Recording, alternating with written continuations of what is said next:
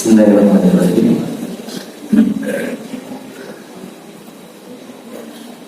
Bapak Ibu jamaah yang semoga dirahmati Allah SWT. Assalamualaikum warahmatullahi wabarakatuh.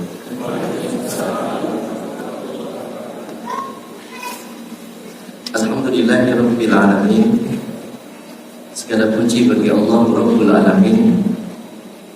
Anzala ala abdihi kitab, yang telah menurunkan kitab Al-Quran kepada Tuhan Majesterium, yang dengan Al-Quran itu satu kaum akan ditinggikan, dimuliakan, dan satu kaum akan dihinakan. Alhamdulillah Rabbil alamin. Anzala sakinata fi qulubil mu'minin. Segala puji bagi Allah Rabbul alamin, yang telah menurunkan sakinah, ketenangan ke dalam hati orang-orang yang beriman, yang mana ketenangan itu tidak akan pernah diperoleh kecuali hanya orang yang berimanlah yang memperoleh ketenangan itu. Dan ketenangan itu adalah modal fondasi awal untuk menuju kebahagiaan yang sejati. Alhamdulillahirabbil alamin. Segala puji bagi Allah Rabbul alamin, Tuhan semesta alam, Ar-Rahmanir Rahim, yang maha pengasih dan maha penyayang. Kasihnya tidak perlu diminta dan sayangnya tanpa syarat. Malik Yaumiddin, dialah yang memiliki seluruh kerajaan yang di langit dan di bumi. Tidak ada satu sejengkal tanah pun atau di langit dan di bumi ini kecuali milik Allah. Ia kena aku dua, ia kena stain. Ulangan panjenengan sabut bersumpah, berjanji kepada Allah. Ia kena abudu, tidak menyembah kecuali kepada Allah, dan hanya kepada Allah ulangan panjenengan minta pertolongan. Asyhadu an la ilaha illallah. Ulangan panjenengan sedaya bersaksi tidak ada Tuhan yang berhak untuk disembah kecuali Allah. Wa asyhadu anna Muhammadan abduhu wa rasuluh. Dan ulangan panjenengan bersaksi bahwa Muhammad adalah hamba dan utusannya. Allahumma shalli ala Muhammad wa ala alihi wa sahbihi wa man tabi'ahum bi ihsan ila yaumil. Mudah-mudahan ulangan panjenengan selalu bersalawat kepada Rasulullah Muhammad SAW, keluarga beliau, para sahabat, para tabi'ut tabi'in, dan orang-orang yang mengikuti beliau sampai yaumul kiamat nanti. Mudah-mudahan ulangan panjenengan mendapatkan syafaat dari Rasulullah SAW. Bapak Ibu jamaah yang dirahmati Allah, alhamdulillah ulangan panjenengan sangat melanjutkan kajian pada malam hari ini. Semoga kajian ini mendapatkan petunjuk dari Allah SWT. Semoga kajian pada malam hari ini mendapatkan hidayah, mendapatkan petunjuk, mendapatkan ilmu yang bermanfaat, dan tentunya ilmu itu semoga dari Allah SWT. Jamaah, ulangan panjenengan selalu bersyukur kepada Allah, mengucapkan kalimat alhamdulillah minimal 17 kali dalam sehari atas as-sakinah, ketenangan yang diturunkan dumateng ulangan panjenengan sedaya. As-sakinah itu ketenangan yang menjadi modal ulangan panjenengan bahagia. Dan menurut Ibnu Qayyim Al-Jauziyah rahimahullah ta'ala, orang bahagia itu disebabkan karena 3 hal. Yang pertama, karena apa yang ada di luar dirinya. Apa yang ada di luar dirinya. Ada orang yang bahagia karena apa yang ada di luar dirinya. Contohnya, dia bahagia karena rumahnya, karena kendaraannya yang berada di luar dirinya. Kemudian beliau al-Imam melanjutkan, yang kedua adalah orang yang bahagia karena dirinya.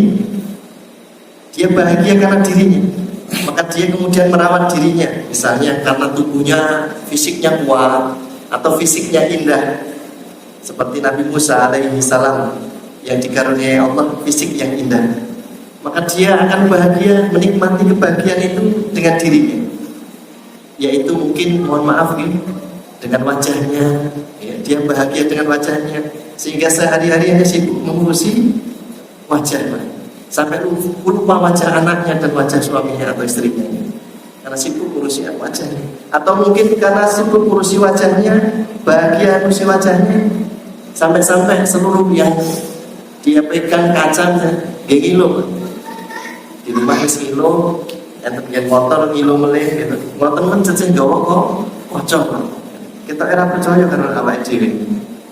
Jadi ada orang yang bahagia dengan dirinya. Nah, dua bahagia ini semuanya hanya semu, Pak. Nanti kalau yang dimiliki itu hilang, maka kebahagiaan itu hilang. Dan Al-Imam Ibnu Qayyim melanjutkan bahagia yang ketiga inilah yang Maulan panjenengan harapkan, yaitu kebahagiaan karena apa? Karena qalbu. Orang bahagia disebabkan karena hatinya, Pak. Dan salah satu makanan qalbu adalah al-ilm atau ilmu. Maka semoga Allah bahagiakan kita dengan hati kita, dan hati kita dipenuhi dengan ilmu dari Allah Subhanahu wa taala. Dan Allah sudah berjanji, yarfa'illahu alladziina aamanu minkum walladziina utul ilma darajat. Allah akan mengangkat derajat golongan panjenengan sedaya berdasarkan iman dan berdasarkan ilmu golongan panjenengan sedaya. Semoga Allah berkahi.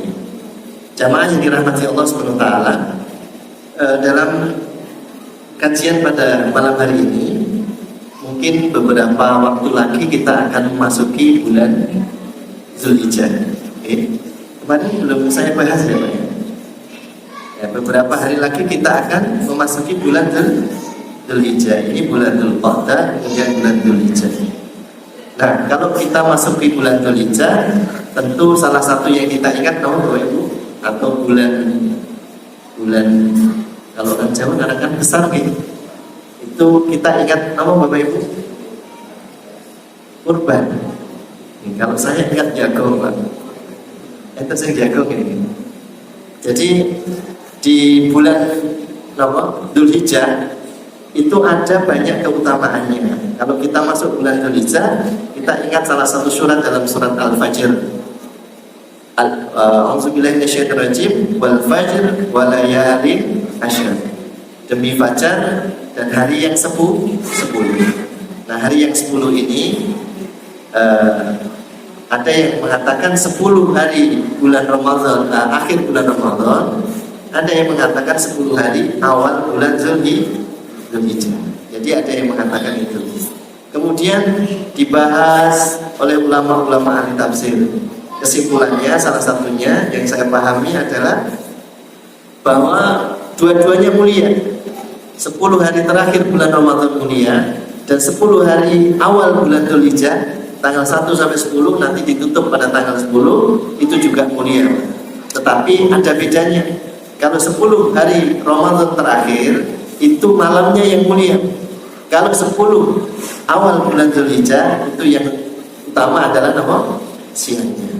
Jadi siangnya lebih mulia daripada malamnya. Maka golongan panjenengan dianjurkan untuk memperbanyak amal soleh. Di situ hanya dianjurkan memperbanyak amal soleh. Nah, amal soleh itu kata sedekah monggo, puasa monggo, kemudian terutama nanti di puasa di bulan di tanggal 9 Zulhijjah, atau puasa puasa Asyura, puasa Asyura. Puasa Arafah, terus sing mriko sing haji di Arafah sedang wukuf, lolan panjenengan di sini puasa. Pahalanya pinten? Diampuni dosanya 1 tahun yang kemarin dan 1 tahun yang akan datang, Pak. Kalau ini sampun puasa Syawal, ya, siapa yang puasa Syawal maka pahalanya seperti puasa 1 tahun penuh. Iki pun tinggal produksi ini, Masya Allah. Namun puasa setinten. Dadas kelolaan panjenengan ini pun memasuki bulan Dzulhijjah. Di antara bulan Dzulhijjah yang lain adalah salah satunya kelolaan panjenengan. Ingat salah satu nabi yang mendapatkan kemuliaan di sisi Allah Subhanahu wa taala. Yaitu Nabi sinten? Nabi Ibrahim alaihissalam. Nabi Ibrahim alaihissalam adalah nabi yang mulia, Pak. Nabi Ibrahim alaihissalam adalah nabi yang disebut juga dengan uswatun hasanah. Nabi Muhammad disebut uswatun hasanah. Nabi Ibrahim juga disebut sebagai uswatun hasanah. Kalau Nabi Ibrahim disebutkan dalam surat Al-Mumtahanah ayat 4 dan selanjutnya ayat 6 juga disebut. Tetapi ayat 6 disebut bersama umatnya. Kemudian Rasulullah SAW disebut di dalam surat Al-Ahzab ayat 20-21. Dua-duanya disebut uswatun hasanah. Di dalam Al-Ahzab ayat 21 Allah berfirman, a'udzubillahi minasyaitonir rajim, laqad kana lakum fi rasulillahi uswatun hasanah.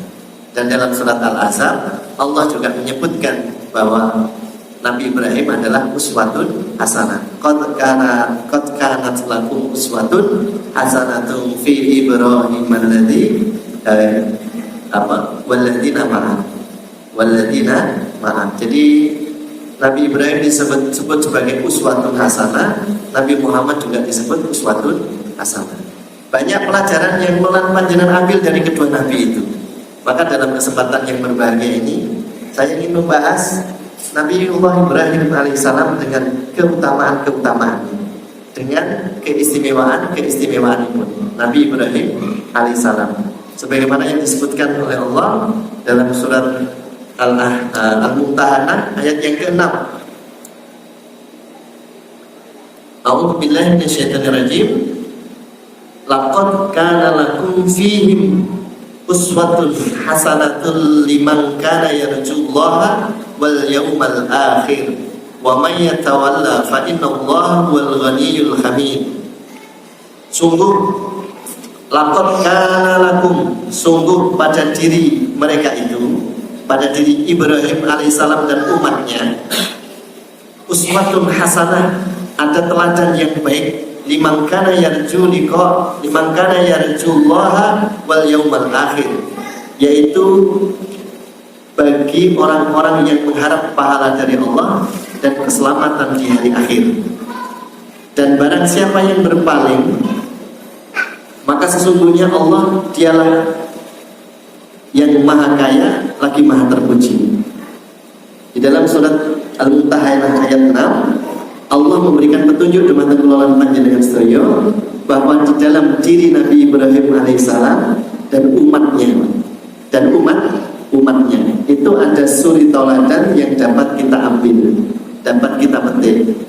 Terus monggo niki mangke kula panjenengan dengan keterbatasan pengetahuan, mohon maaf yang pangapunten kula dan referensi yang ilmu yang kami pahami, moga sareng-sareng kita membahas, mengkaji keteladanan apa yang Allah tunjukkan dumateng kula panjenengan untuk ditiru. Sehingga di dalam surat Al-Baqarah Allah menyebutkan Nabi Ibrahim alaihissalam di dalam Al-Baqarah ayat 124 kalau tidak keliru.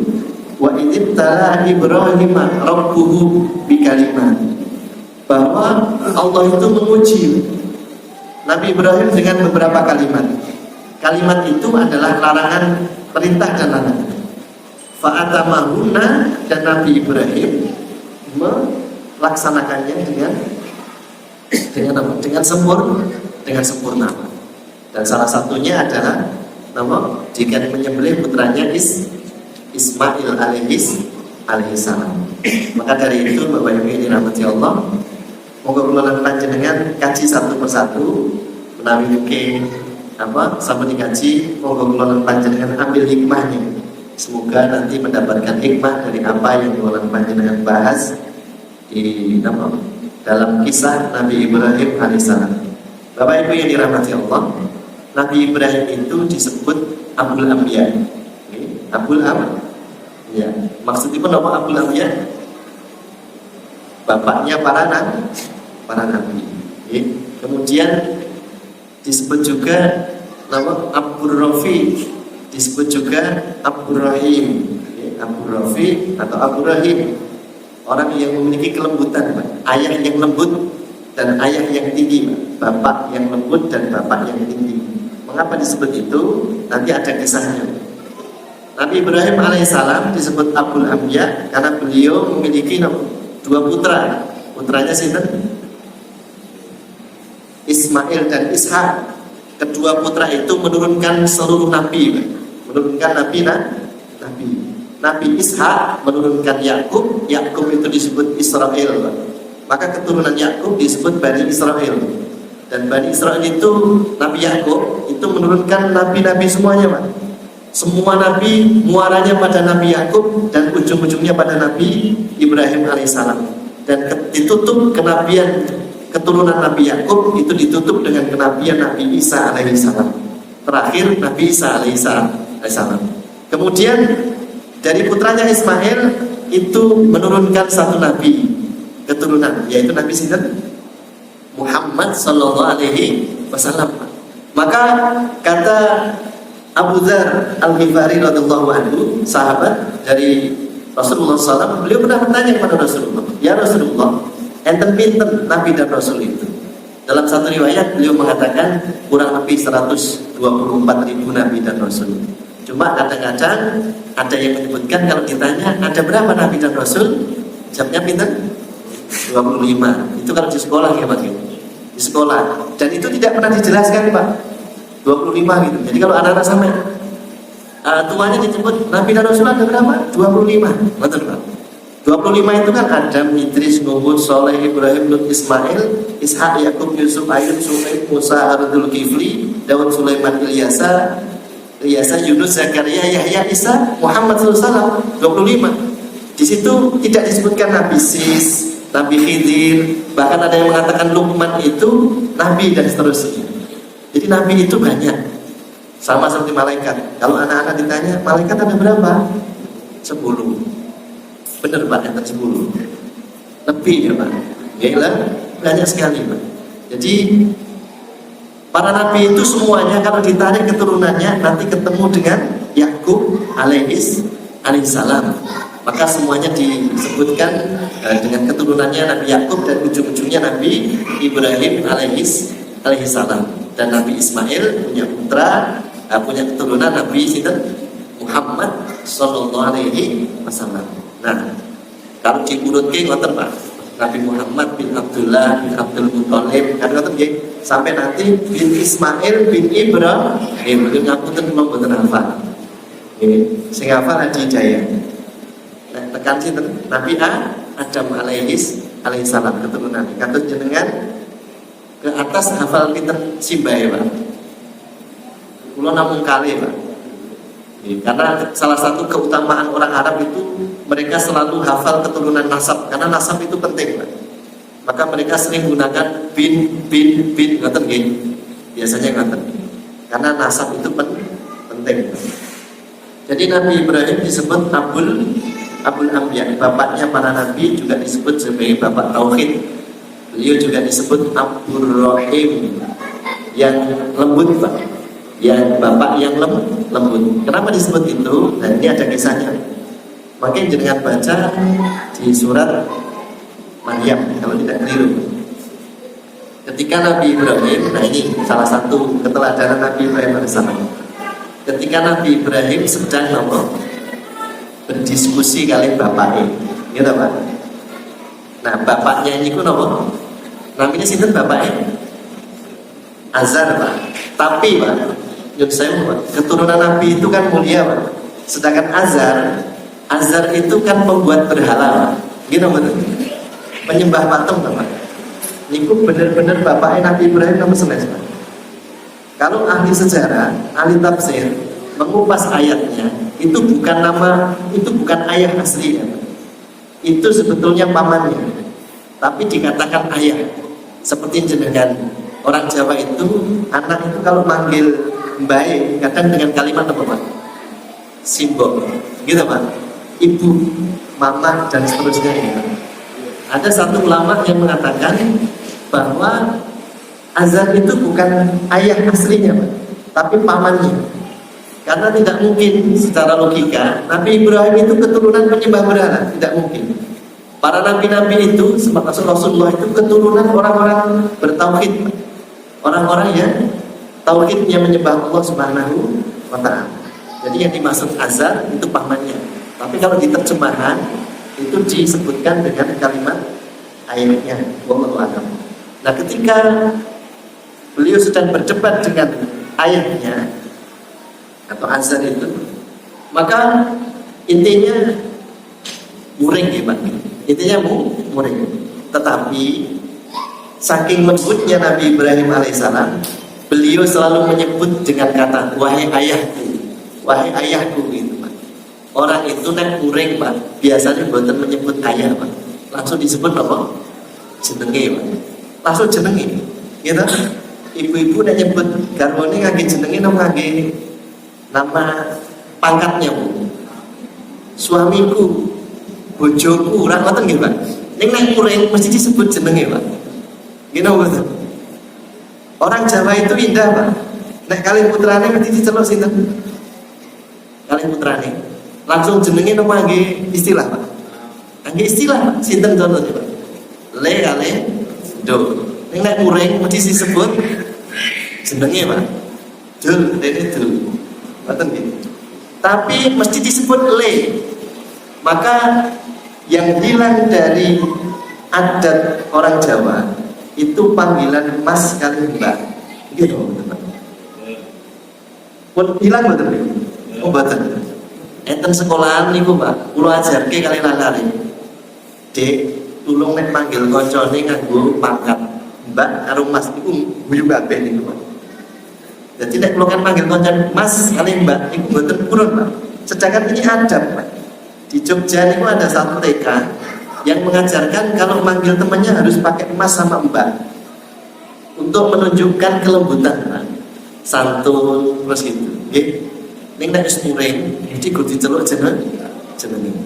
Tapi Nabi Ibrahim ketika sedang marah sama bapaknya, otot-ototan, Nabi Ibrahim selalu menyebut dengan kata wahai ayahku, wahai ayahku. Ngoten. Bapak-bapak nek muring disebut jenenge napa ngangge pangkate, Pak. Insyaallah mboten nate muring nggih, Pak. Mboten nate muring. Jadi di dalam surat Maryam kalau tidak keliru itu disebutkan, atau di dalam surat Al-An'am, surat Maryam, Pak, itu disebutkan di sana bagaimana Nabi Ibrahim itu sangat sabar, sangat lembut, Pak. Sangat lembut dan memiliki kelembutan yang luar biasa. Maka beliau pun disebut dengan Abdur Rahim, bapak kelembutan, saking lembut. Ini pertama keteladanan yang diberikan oleh Nabi Ibrahim alaihissalam dumateng kula lan panjenengan sedaya. Kemudian yang kedua,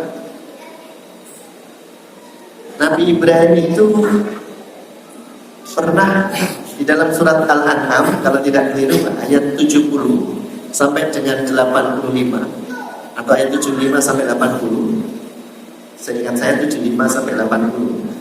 Di sana dikisahkan, mungkin dengan pernah ngertos bahwa Nabi Ibrahim pernah mencari Tuhan, gimana? Pernah dengar, Pak? Mencari Tuhan, gimana? Kemudian Nabi Ibrahim berkata, oh mungkin Tuhanku siapa, Pak? Bintang. Setelah bintang itu tenggelam, dia tidak jadi menyembah. Betul gimana? Kemudian melihat matahari. Ketika matahari terbit, dia melihat matahari. Oh ini mungkin yang lebih gede, matahari padam, tapi tiba-tiba mataharinya tenggelam. Maka beliau mengatakan, saya tidak suka yang tenggelam. Kemudian setelah matahari tenggelam, muncul apa? Bulan. Ketika muncul bulan, oh ini sing patek sulap bahasa kita. Tuh api misalnya gitu. Mungkin Tuhan tuh ini, tapi ternyata bulan pun tenggelam. Maka saya tidak suka yang tenggelam. Sebenarnya kisah itu bukan Nabi Ibrahim mencari Tuhan, Pak, tapi Nabi Ibrahim itu berdakwah. Ketika itu ada kaum yang menyembah matahari, Pak. Kemudian dia berkumpul dengan kaum yang menyembah matahari. Kemudian dia ingin menggugurkan keyakinan mereka dengan mengatakan, oh ini Tuhan saya, di hadapan mereka, Pak. Kemudian matahari tenggelam, oh ini bukan Tuhan. Masa Tuhan kok tenggelam? Gitu. Di hadapan para penyembah matahari, Pak. Biar mereka sadar. Jadi mungkin yang jenengan sesekali terpenting untuk gimana? Yang nyembah patung, wah ini Tuhan saya. Tapi patung dituduhi kok meneng wae. Oh berarti bukan Tuhan. Sopo ngerti sadar. Atau menyembah pohon. Begitu saya tentang menyembah pohon. Nah jenengan tumut pohon terus dituduhi ngoten nggih. Mungkin Tuhan saya bintang ini. Maka beliau berkumpul dengan orang-orang yang menyembah bintang. Kemudian dia mengatakan, oh ini Tuhan saya bintang. Di hadapan mereka diperdengarkan, Pak, agar runtuh keyakinan mereka. Jadi Nabi Ibrahim tidak pernah menyembah bintang, tidak pernah menyembah matahari, dan tidak pernah menyembah bulan.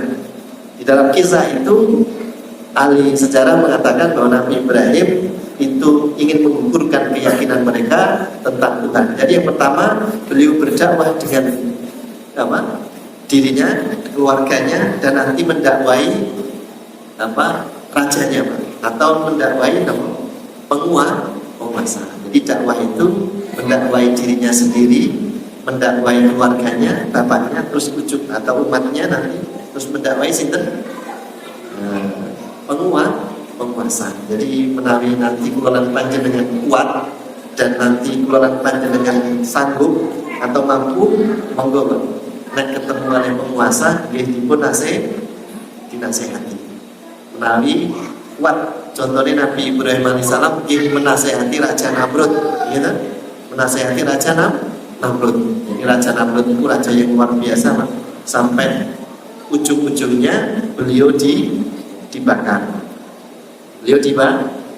Tetapi karena Allah mencintai beliau, maka beliau pun diselamatkan.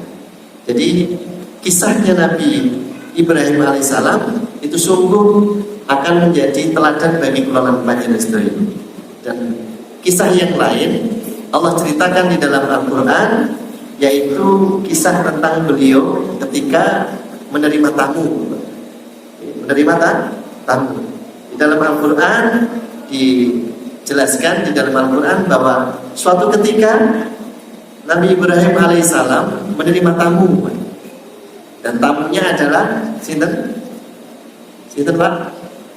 Malaikat. Tamunya adalah malaikat, Pak.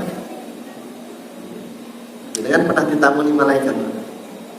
Tamunya malaikat, dan tamu itu kemudian datang. Ketika datang tamu itu mengucapkan salam. Kalau kita ribut assalamualaikum. Tamunya mengucapkan salam, assalamualaikum. Atau dalam Quran disebutkan salam begitu saja, salam. Kemudian dijawab oleh Nabi Ibrahim alaihissalam dengan yang lebih baik, Pak. Assalamualaikum, dan seterusnya. Kemudian setelah itu tamunya masuk, kemudian dipersilahkan masuk. Setelah dipersilahkan masuk, ribut. Ya, Nabi Ibrahim ke belakang menemui keluarganya. Terus pripun? Disembelihkan apa? Sapi. Dewi ini sampun kula critakake, Pak. Sampun, Bu. Sampun kula critakake nggih. Nggih. Dibelehke sapi, Pak. Di sapi disuguh sing apik. Maka salah satu keteladanan Nabi Ibrahim alaihissalam ketika menjamu tamu adalah dijamu dulu, bukan ditanyakan keperluannya, tapi dijamu dulu dengan jamuan yang terbaik.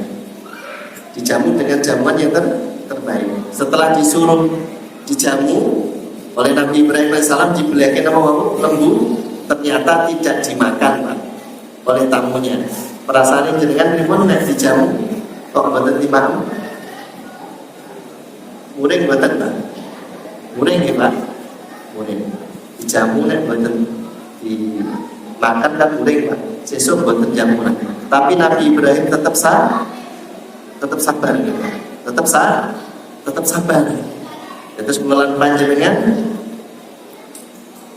mengikuti sebagaimana Nabi Ibrahim alaihissalam. Jadi mungkin nek dijamu oleh tamu, kelolaan panjenengan nggih sabar nek menawa boten tidak. Kanjeng Nabi ketika mayyuminu billahi wal yaumil akhir, barang siapa yang beriman kepada Allah dan hari akhir, maka muliakan tamu. Dan ini salah satu keteladanan Nabi Ibrahim yang lain. Nabi Ibrahim adalah nabi yang menjamu pertama kali tamu, Pak. Dalam sejarah umat manusia, Nabi Ibrahim adalah orang pertama yang menjamu tamu. Masya Allah, luar biasa. Dan tamunya dimuliakan dengan sebaik-baiknya. Oleh karena itu Rasulullah SAW seperti hadis yang di awal tadi, beliau menyampaikan barang siapa yang beriman kepada Allah dan hari akhir, maka muliakan tamu. Jadi kelolaan panjenengan memuliakan tamu dengan sebaik-baiknya. Ini salah satu keteladanan Nabi Ibrahim alaihissalam yang lain. Jadi yang pertama, mendakwai dirinya sendiri atau berdakwah untuk dirinya sendiri. Beliau mencari Tuhannya dalam surat Al-An'am ini itu. Beliau mencari Tuhannya, mencari keyakinannya. Kersane kelolaan panjenengan mantep. Orang itu punya keyakinan yang kuat seperti Nabi Ibrahim. Kalau di dalam kisah di dalam Al-Quran menancapkan paku, menancapkan tauhid pertama. Ketika kelolaan panjenengan punya tauhid seperti Nabi Ibrahim, maka tidak ada yang ditakuti kecuali Allah Subhanahu wa Ta'ala.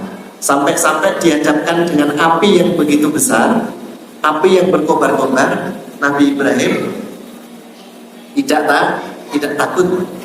Ketika beliau mau dibakar itu, ya, dibakar, seluruh warga masyarakat Raja Namrud membawa kayu bakar, Pak. Misalnya seluruh Indonesia ini bentuk kayu bakarnya sepinter. Ketika itu tidak takut Nabi Ibrahim. Nabi Ibrahim tidak takut. Bahkan ditawari oleh malaikat, ditolak, Pak. Beliau cuma mengatakan hasbunallah wa ni'mal wakil, ya, bahwa satu-satunya pelindungnya hanyalah Allah Subhanahu wa Ta'ala. Dan bahkan ketika dibakar, ketika dibakar, binatang-binatang itu menolong, Pak. Menolong sinten? Nabi Ibrahim alaihissalam. Lah sing mboten gelem nulung sinten, Pak? Tekek, Pak, utawi napa cecak. Cecak niku mboten pura nulung. Nek kata niku kula nulung, Pak, dengan cara mengambil air diciprat-cipratke ngoten. Lah diguyu cecak, Pak. Cecak nggih niup-niup ning mboten nulung. Maka kelolaan panjenengan nek ketemu cecak pripun, Pak? Dibunuh nggih, ampun digoreng. Nah nek di YouTube niku disuduhi nggih ritip-ritip apik niku lho. Ya tok itu kayak kecap kali saus biar enak gurih-gurih ngoten. Terus nek ketemu cecak, Pak, bunuh, Pak. Jadi kewan sing mboten nulung sinten? Cicak. Kata itu ngambil air atau lalat ngambil air gitu untuk ditumpahkan ke api yang besar. Enten sing cerita diguyu kali cecak, kaya koyo mati. Ngoten, Pak. Geni sak ngono kae kok kowe korban cilik kamu yo mati. Maka kata bilang minimal ukonen aku ditakoni ning akhirat, dan ini Pak pelajarannya. Aku wis tau nulung sinten? Nabi Ibrahim. Ngoten nggih. Nah, yang di Palestina deh. Nah, minimal apa donga atau saudara-saudara yang tertindas sehabis sholat melalui panjenengan donga Allahumma ighfir lil mu'minina wal mu'minat wal muslimina wal muslimat. Terus melalui panjenengan setelah selesai sholat biasanya dongake dirinya, keluarganya, dan saudara-saudaranya kaum muslimin wal muslimat. Nabi Ibrahim punya akidah yang kuat. Akidahnya kuat sehingga api pun tidak mampu memadamkan akidahnya. Api pun tidak mampu menggetarkan akidahnya yang kuat kepada Allah Subhanahu wa Ta'ala. Maka beliau diberi julukan juga Bapak Tauhid, Pak. Ya, orang yang menegakkan tauhid pertama kali, atau orang yang menegakkan tauhid, beliau disebut dengan Bapak Tauhid. Luar biasa keyakinannya. Beliau sendirian menghadapi raja yang kejam, raja yang sungguh luar biasa. Dan teladan yang lain dapat kita ambil dari kisah bagaimana beliau punya putra yang akhirnya putra itu disuruh menyembelih, disuruh menyembelih. Dan itu ujian yang Allah berikan kepada Nabi Ibrahim untuk menguji. Wa idibtala Ibrahim, dan kami uji Nabi Ibrahim itu dengan beberapa kalimat, dan semuanya dilakukan dengan sempurna. Nah, kelolaan panjenengan akan diuji oleh Allah Subhanahu wa Ta'ala. Dunia ini bukan tempat untuk menikmati, tapi dunia ini adalah ujian, Pak. Karena dunia ini ujian, maka Allah akan diuji siapa yang terbaik amalnya. Sebagaimana Nabi Ibrahim alaihissalam diuji kan menyembelih putranya Ismail, sembelih putranya, dan akhirnya disembelih. Nah, kelolaan panjenengan boten sah diperintah menyembelih putrani, tapi kan nyembelih nama dompete, gimana? Disembelih dompete, disembelih nama itu hartanya disembelih kesane mungkin dikorbankan untuk Allah Subhanahu wa taala. Kula maca WA-ne Pak Sam, kira-kira lembune kira kali Pak. Kira kali kelompok nggih. Monggo dikebaki nggih. Nama? Oh, jangan. Tambah melih Pak, dibuka boleh. Nggih. Insyaallah semoga nanti tambah melih gitu. Terus kelolaan panjenengan diuji oleh Allah Subhanahu wa taala. Di dunia ini diuji siapa yang terbaik. Kalau ini sampun kula wangsal iki ujian itu ada 5 gitu. Ujiannya ada 5. Surat Al-Baqarah gitu. Walana bluwanakum bisyai'in minal khauf wal ju' wa naqsim minal amwal wal anfusi was samarat. Ada 5 ujiannya, Pak. Nabi Ibrahim diuji pinten mau? 10. Hari sekolah, testing diuji pinter mata pelajaran Pak. SD atau SMP? SMP itu seingat kula 12 mata pelajaran Pak. SD diuji pinter. Ibu-ibu enten sing guru SD ini diuji pinter 10 atau 8 gitu. Kita putrane sempurna maupun di luar kesempurnaan. Diuji dengan 12 mata pelajaran. Dan kelolaan panjenengan Nabi Ibrahim diuji dengan 10, lulus semua Pak. Fa'atamahunna nilainya 100. Nabi Ibrahim nilainya 100. Termasuk menyembelih putranya dibeleh tenang Pak. Dibeleh saestu. Pada akhirnya Allah menyelamatkannya. Nah, kelolaan panjenengan dalam surat Al-Baqarah diuji dengan 5 hal. Okay? 5 hal yang sering kita bahas. Bisyai'in minal khauf diuji dengan takut Pak. Diuji dengan rasa takut. Bagaimana rasa takut muncul? Rasa takut muncul itu muncul ketika tenangnya dicabut. Orang itu kalau rasa tenangnya dicabut, maka akan muncul rasa takut. Walaupun dikawal oleh pengawal yang hebat, walaupun di dalam benteng yang kokoh, kemudian dikawal dengan super canggih, yang namanya takut ya tetap takut. Diuji dengan ketakutan, dengan berbagai macam hal, apapun Pak, yang akan menimbulkan rasa takut kelolaan panjenengan. Maka kalau hari ini kelolaan panjenengan tenang, apapun tenang, diberi sakit tenang, apa tenang itu? Karena nanti kalau dia diberi sakit, ada pahala yang tidak bisa diperoleh lewat ibadah yang lain kecuali dengan sakit. Maka sakit itu diterima dulu, terus monggo ikhtiar dengan ikhtiar yang semampu kelolaan panjenengan. Wal khauf itu takut. Kalau takut ini sudah lulus Pak, diuji dicabut rasa tenangnya, kemudian muncul rasa takut, dia tidak takut Pak, tenang. Maka yang kedua muncul khawatir, cemas dengan apapun yang ada di sekitar kita. Kelolaan panjenengan diuji dengan cemas, was-was cemas, bukan was-was, khawatir. Oh, anakku piye, gede, nanti gimana dan seterusnya. Kalau ini sudah tidak punya rasa cemas, karena dia yakin Pak, sebagaimana sebagaimana ibunda Hajar, ketika ditinggal sendirian bersama putranya Ismail yang baru 2 tahun. Di satu tempat yang tidak ada orang, tidak ada tanaman, tidak ada buah-buahan, tidak ada kehidupan di situ, Pak. Beliau cuma bertanya kepada suaminya, "Wahai suamiku, apakah engkau meninggalkan aku di sini karena Allah?" Ya. Jawabannya beliau mengangguk. Maka beliau mengatakan, kalau itu karena Allah, maka insya Allah tidak akan menyia-nyiakan saya, tidak akan menyia-nyiakan. Terus kelolaan panjenengan, kalau sudah yakin kepada Allah, tidak perlu cemas, karena semuanya sudah dijamin oleh Allah Subhanahu wa Ta'ala, sudah ditentukan oleh Allah Subhanahu wa Ta'ala. Misalnya kelolaan panjenengan diparingi sakit, Kok tenang kenapa Pak? Namanya mati atau maut itu sudah ditentukan. Maka untuk apa memikirkan kematian Pak? Yang perlu panjenengan pikirkan adalah bagaimana mempersiapkan kematian, bukan kematian itu sendiri.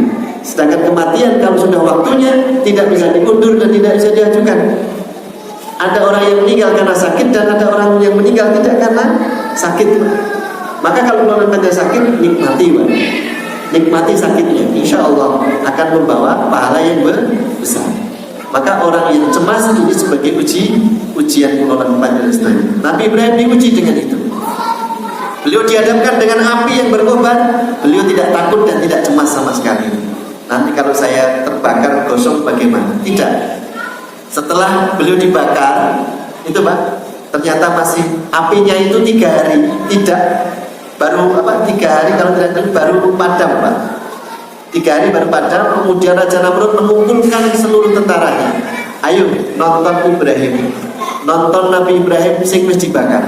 Maka Nabi Ibrahim mendapatkan perintah, nanti kamu keluar dari api itu, ojo noleh tangan, ojo noleh wong.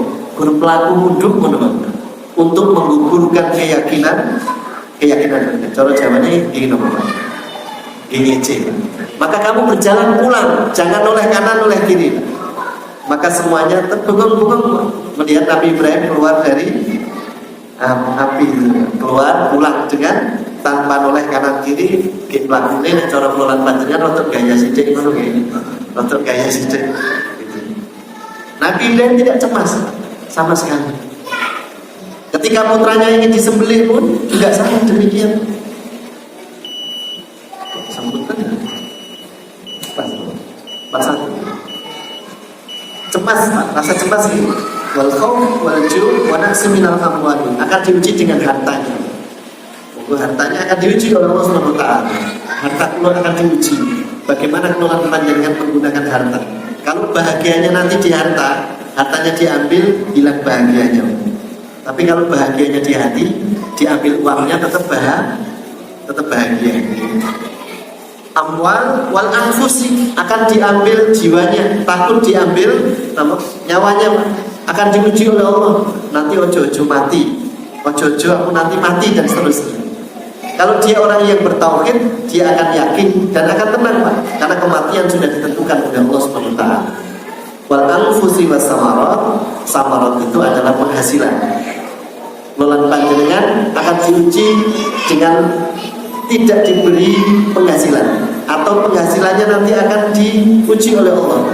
Mungkin yo sewu sing dodolan diteniki sosok badine akeh, sosok rabadi, sosok tunone nggih akeh, diuji Pak dengan itu. Maka kalau dia mengerti atau memahami sifat ini, rezeki itu atau pendapatan itu kadang naik kadang turun, dia paham dan dia beriman kepada pembagian rezeki oleh Allah Subhanahu wa taala, maka dia akan tenang.